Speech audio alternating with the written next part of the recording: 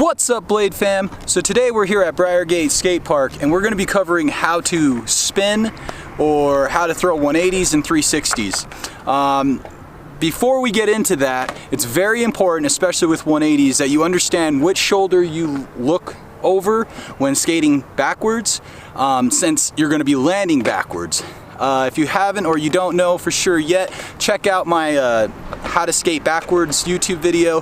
That'll kind of give you a sense of what orientation you're going to be spinning, left or right. I'm going to do my best to cover both, so we're going to be doing switch and regular, 180s, 360s, and maybe 540s, but I think I'm going to save the 540s honestly for another video. Alright, without further ado, let's get into it. Okay, so you really want to have an understanding of how to skate backwards, so we're going to just cover the 180 part first. So in my case, I spin to my left and I land right-footed back. Going left, it would be coming up, popping, and landing into the left foot back. So that's why I say go ahead and watch that skate fakie video, because it will really help you understand which way you're going to 180. Step one would be learning how to skate backwards, having a strong foundation and landing backwards. You could, practice this movement in the skate park until you have the strength and stability in your legs. After that, you can progress on to a small drop. Small is a relative word depending on what your capabilities are. So if it's, just a curb, it's a curb. If it's a 2-foot ledge, 2-foot ledge. If it's a double set. All right, so let's go over to the ledge. We're gonna roll across it and just, in general, 180 off of it without the jump. I think that's what sometimes gets a little challenging for somebody, is to put together the roll, the jump, the landing with the 180 somewhere in between. When I learned these, I was in that way of just jumping a 180 and hoping for the best. Had no idea how to land balanced, and so I'm hoping to save a lot of you those hardships that I went through to figure this stuff out and show you what I mean. All right, so let's go over the ledge and we'll progress from there. So that's a very general 180 there. I didn't grab, I didn't try to do anything really fancy. I just jumped straight up, rotated my knees into the direction that I wanted to land, spotted my landing, looking down when you jump into your right foot or left foot back.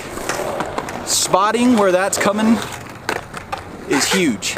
I've spoken before of how some others will spin blind, or I'm guessing it could be called a true 180, because if I'm spinning a 180 in this direction, it is a 180, but I spotted it the whole time. With a true 180, I'm going to give an example here, is instead of spinning and spotting my grind, I'm spinning blindly and spotting my landing late. So it has a total different effect. Check it out.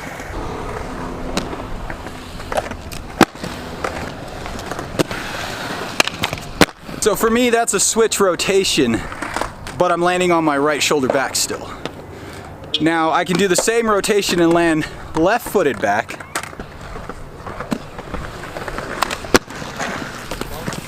And follow through with that. Now again, that's switch. So that's a switch foot regular rotation. As I've spoken in my other videos, kind of messed up. So we've got it off of the box. That would be the progression. Now how do you take it to somewhere and utilize it, whether it be on a bank, a spine, a quarter pipe? And the real secret to it is knowing how to just skate that forwards and backwards well.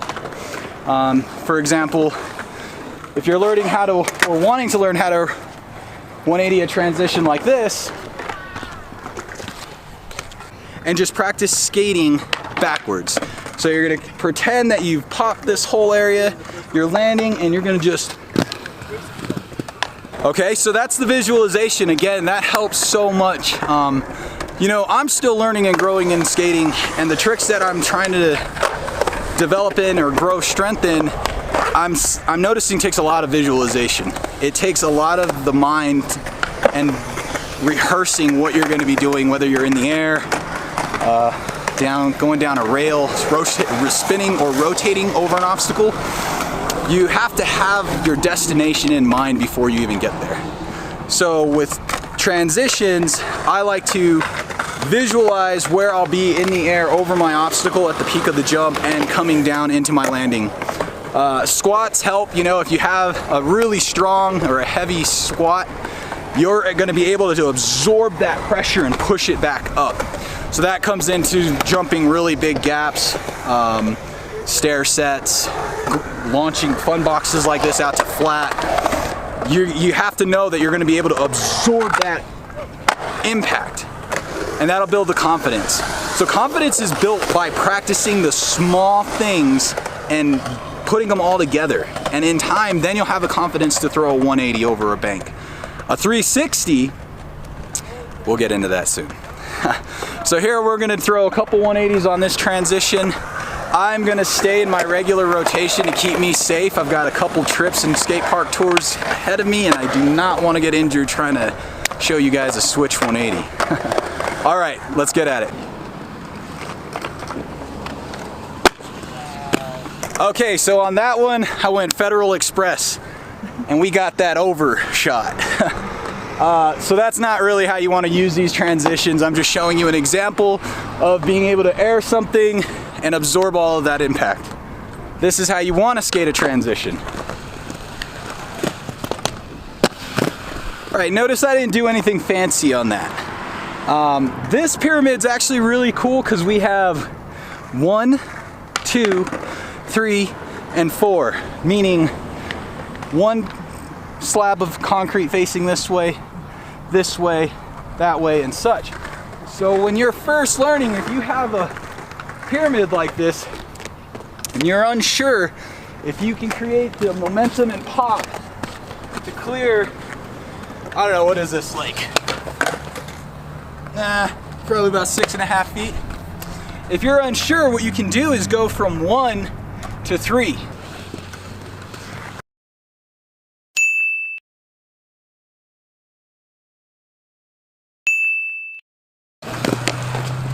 So that was from 1 to 3.